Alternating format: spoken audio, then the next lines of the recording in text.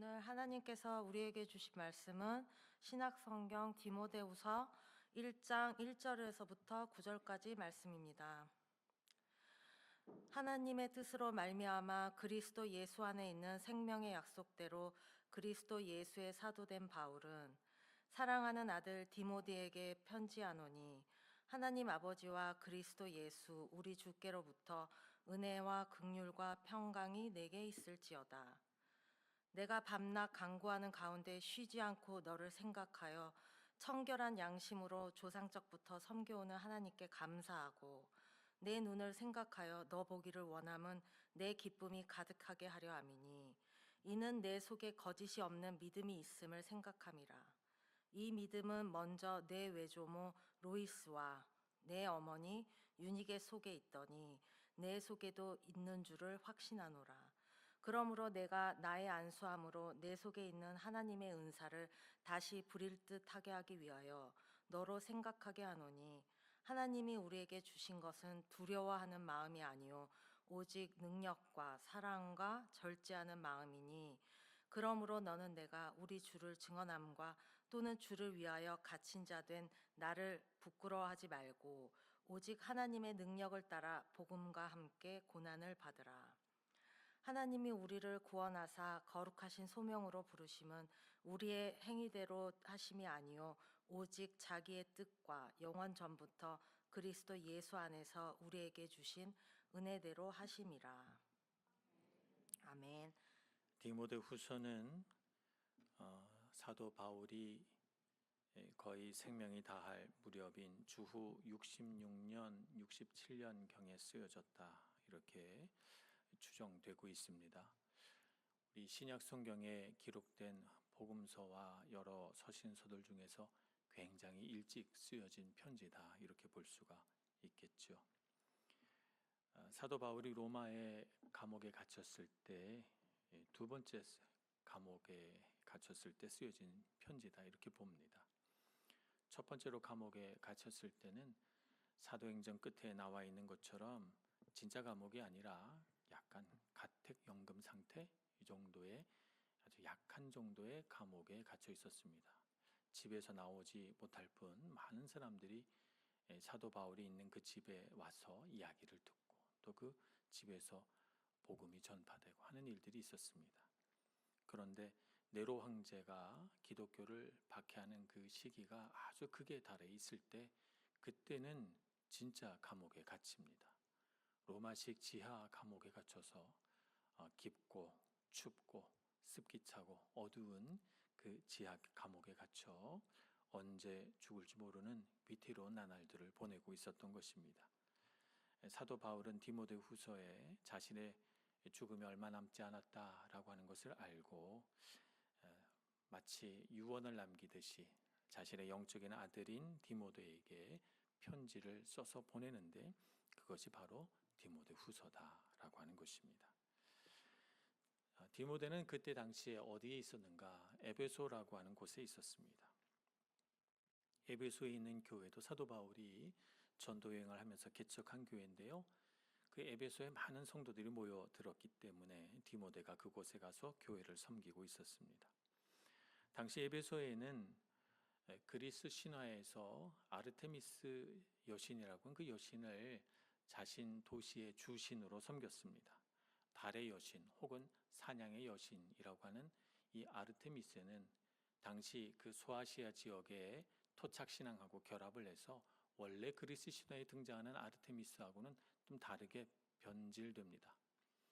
오늘날 고고학자들이 그곳에서 우상을 이렇게 출토를 해보니까 가슴이 막 이렇게 수십 개가 달린 그런 아르테미스 여신의 상이 발견이 됐어요.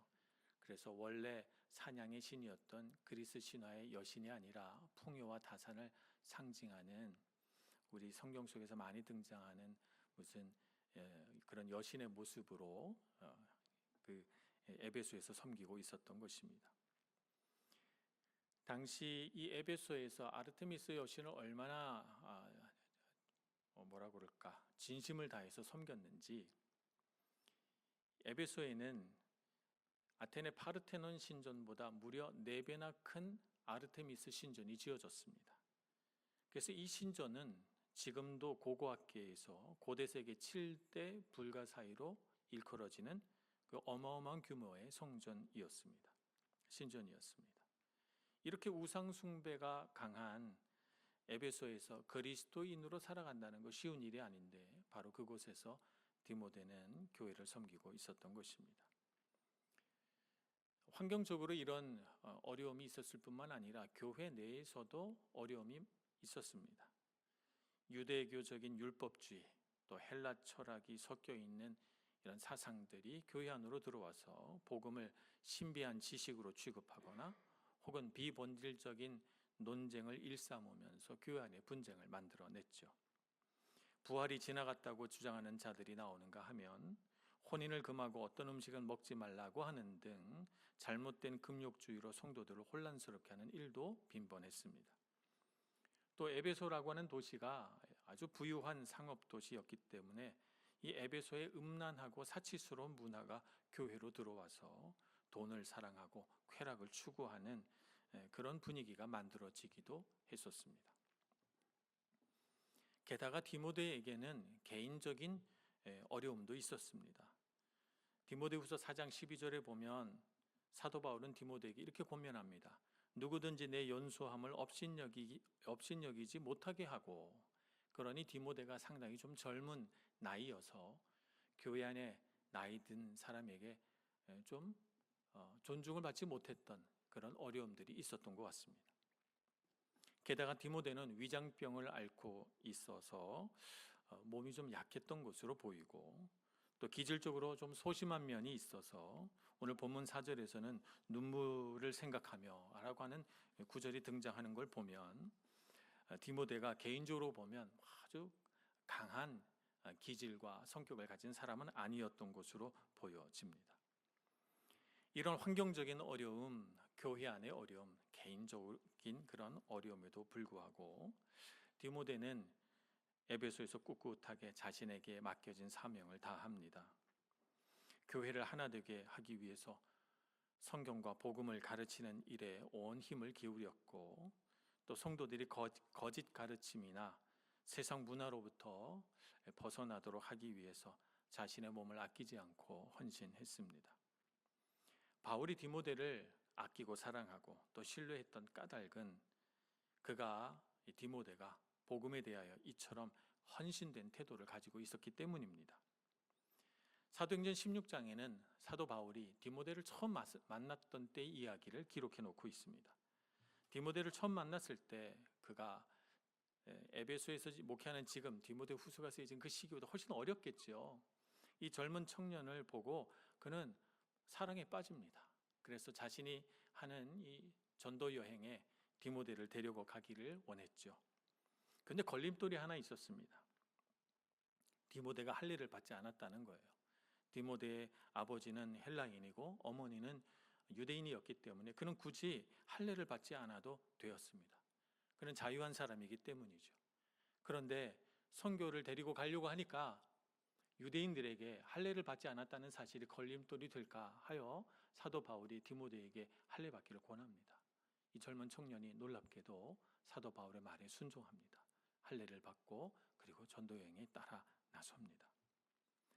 디모데는 전도 여행을 하면서 바울이 돌에 맞고 매에 맞아 감옥에 투옥되고 선교지의 온갖 어려운 일들을 다 겪을 때 그림자처럼 그를 동행합니다.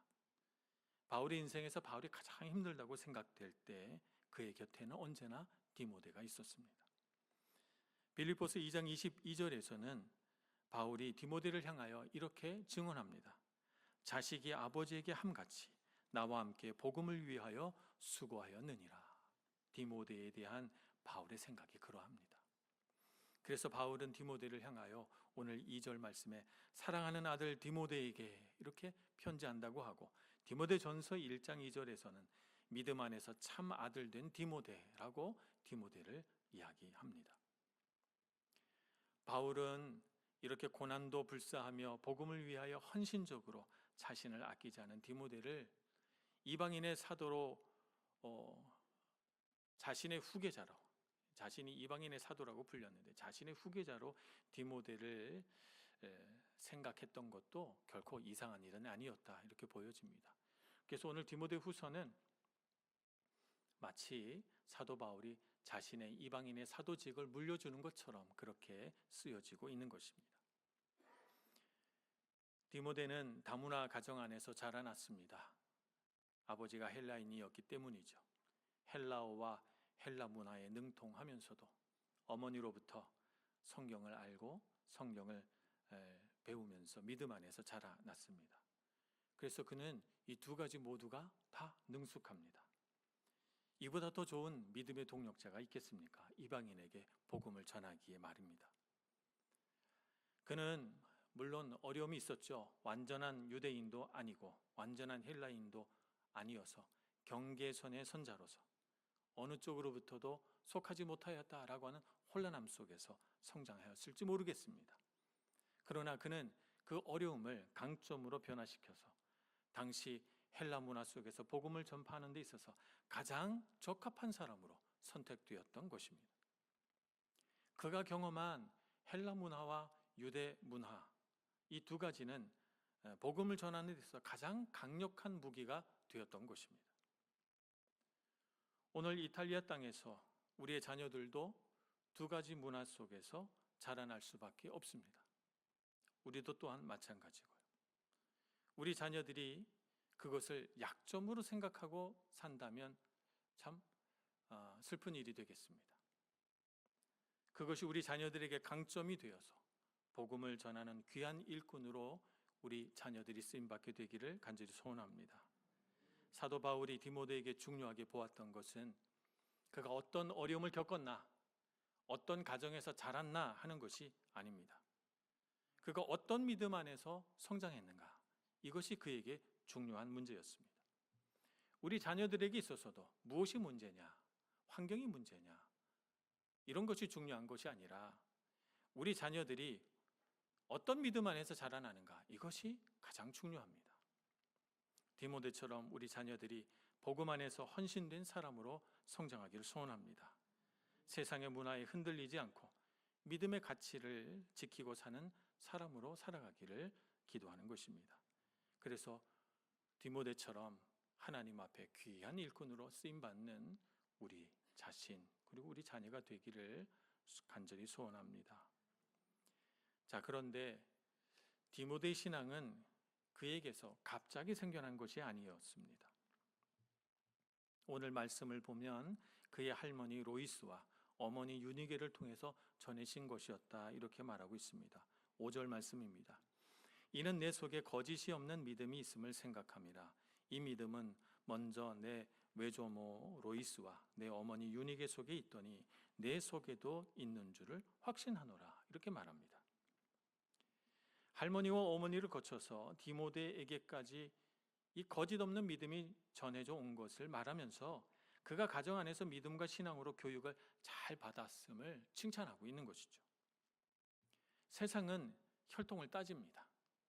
가문이 어떠하고 혈통이 어떠한가 되게 중요하고 그것을 가지고 또 자부심으로 여기는 사람들도 있습니다. 그런가 하면 인종과 민족을 따라 차별하기도 합니다.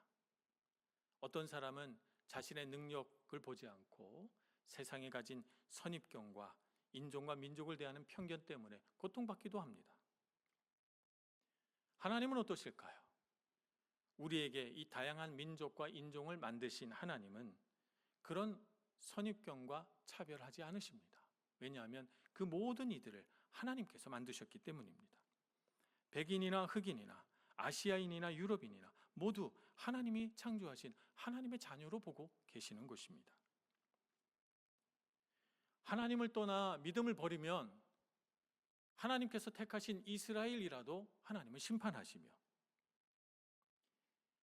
이방인인 이디오피아 내시일지라도 하나님을 경외하면 빌립과 같은 하나님의 사자를 보내서 말씀을 가르치시고 사랑을 베풀어 주십니다. 성경의 역사에는 이렇게 하나님께서 인종과 민족을 떠나서 하나님 경외하는 자를 찾으시고 그들을 통하여 믿음의 계보를 이어가시는 놀라운 역사들이 기록되어 있습니다. 모압 여인 룻이 그 한 예입니다. 룻은 모압 여인으로서 자신의 땅에 이주하여 온 유대인 남편을 만나서 결혼했습니다. 그런데 안타깝게도 자녀도 없이 남편이 일찍 죽게 됩니다.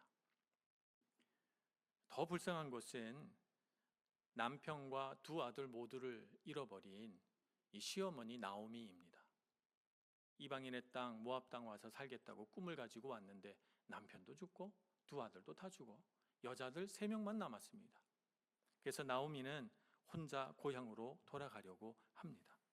그래서 자신의 두 며느리에게, 남편을 잃은 두 며느리에게 모압 여인들이니까 다 너희 민족에게로, 너희 가정에게로 돌아가라 이렇게 말하죠.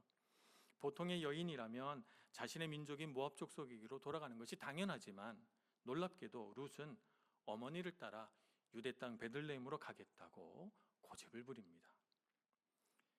룻은 이렇게 고백합니다. 어머니의 하나님이 나의 하나님이 되시리니. 이 신앙 고백으로 룻은 문화의 차이, 언어의 차이를 극복하고 하나님 앞에 쓰임받는 여인이 됩니다. 룻은 나중에 나오미의 친족인 보아스와 결혼해서 아들을 낳게 되고 이 아들은 나오미의 남편의 이름을 따서 그 계보를 잇게 되는데 이 룻이 바로 다윗 왕의 증조 할머니가 되는 것입니다. 이 룻의 이름은 예수님의 족보에도 나오니까 참 대단한 여인입니다.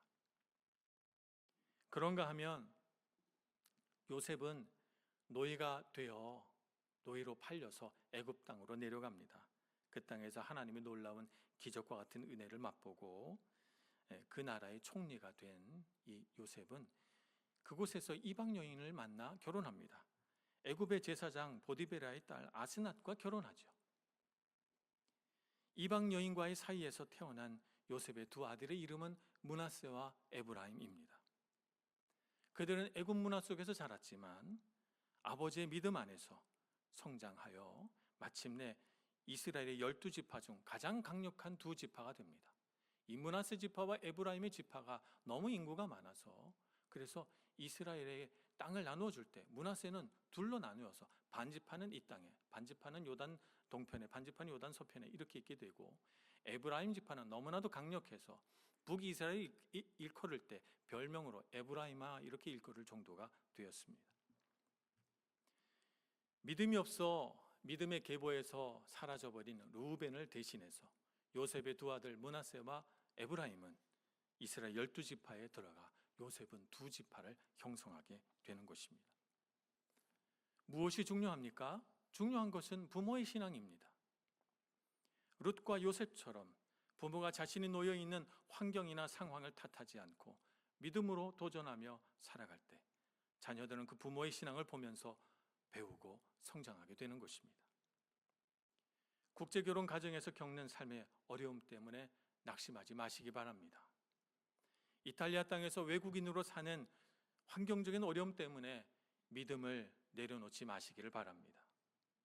하나님께서 우리를 보내셨고 우리와 함께하고 계십니다. 9절의 말씀에 보면 이렇게 말씀하고 있습니다. 하나님이 우리를 구원하사 거룩하신 소명으로 부르심은 우리의 행위대로 하심이 아니요 오직 자기의 뜻과 영원 전부터 그리스도 예수 안에서 우리에게 주신 은혜대로 하심이라. 이 말씀이 무슨 뜻입니까? 이 말씀은 우리를 부르신 그 하나님의 소명, 부르심이라고 하는 것은 우리가 우리 마음대로 살라고 우리를 부르신 것이 아니라는 뜻입니다. 하나님께서 우리를 부르신 뜻은 오직 하나님의 뜻을 이루시기 위하여 우리를 부르셨고 그 뜻을 이루시기 위하여 우리에게 예수 그리스도를 통한 은혜를 계속 베풀어 주셔서 은혜를 통하여 우리 삶이 완성되게 하신다 이런 뜻입니다. 부모가 자녀에게 물려줄 수 있는 최고의 유산이 뭘까요? 바로 믿음입니다. 우리 삶에는 가치로운 것이 많이 있습니다. 만일 우리 삶에 있는 많은 가치로운 것 중에 우리가 세상에서 일컫듯이 우리 부모가 돈이 가장 가치로운 것이라고 생각한다면 어떻게 될까요? 자녀들도 부모의 가치관을 따라서 돈을 가장 가치 있는 것으로 여기겠죠. 그래서 부모가 가르친 대로 자녀가 일찍 돈의 가치에 눈을 떠서 어느 날 부모에게 다른 것은 필요 없고 돈만 가치로운 것이니까 유산 물려달라라고 하면 여러분 마음이 기쁘시겠습니까? 부모가 돈이 좋다고 했잖아요. 그러니 돈 물려주세요 라고 하면 와, 잘했다, 내가 좋은 가치를 심어줬구나, 여러분 그런 생각이 드시겠습니까? 부모 자신이 내가 자녀 앞에서 참 가치롭구나 이렇게 느껴질까요? 그러나 자녀가 부모의 믿음과 신앙을 보고 그 믿음을 이어가기를 원한다면 우리 부모는 기쁠 것입니다. 그 이유는 자녀가 부모의 삶을 가치 있게 보고 보았다는 증거이기 때문입니다. 부모가 세상에서 어떤 지위나 어떤 능력을 가지고 얼마만큼의 부를 누렸는가가 중요하지 않습니다. 자녀의 눈에 부모의 삶이 가치롭게 보이느냐라고 하는 것이죠. 우리는 가치 있는 사람이 되어야 합니다. 그래서 우리 자녀에게 정말 가치 있는 것을 물려주어야 합니다. 디모데가 물려받은 유산은 바로 믿음이었습니다. 거짓이 없는 믿음 말입니다. 이 거짓이 없는 믿음이라고 하는 이 말은 원어가 이런 뜻을 가지고 있습니다. 가면을 벗은 믿음이라는 원어의 뜻을 가지고 있습니다. 유니게가 가진 믿음은 가면을 벗은 믿음, 진실하고 깨끗한 믿음이었습니다. 사람에 따라 바뀌고 상황에 따라 바뀌는 믿음이 아니었습니다.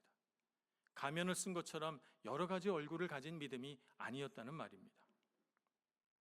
교회에서는 믿음이 있는 것처럼 행동하다가 집에 와서는 다른 모습을 보이는 그런 신앙이 아니었습니다. 디모데가 24시간 지켜본 어머니의 모습은 늘 신실하고 변함이 없는 신앙인의 모습이었던 것입니다. 디모데는 가정을 위해 남편과 자녀를 위해 쉼없이 드리는 어머니의 눈물의 기도를 보았습니다.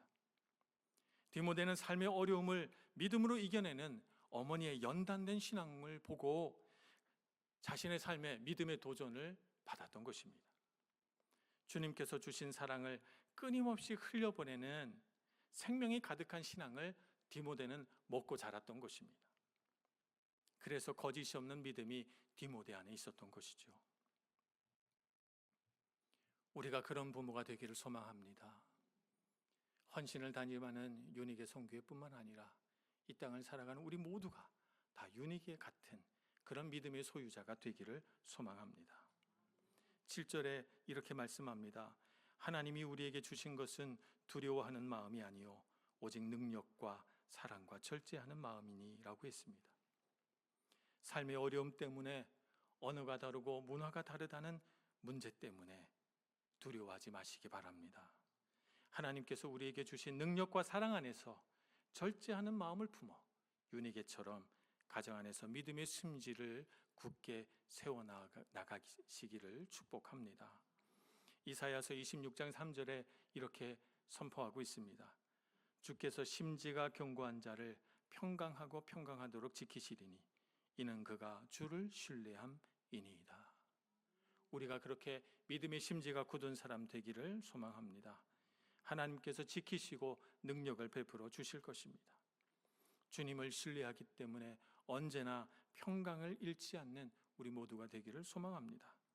오늘 헌신을 다짐하는 유니게 선교회는 우리가 이 땅에 단순히 아내나 어머니로 보냄을 받은 것이 아니라 이탈리아에 파송된 가정 선교사임을 믿고 그 소명을 다하기 위하여 끊임없이 믿음 안에서 정진하고 살아가는 선교가 되기를 소망합니다.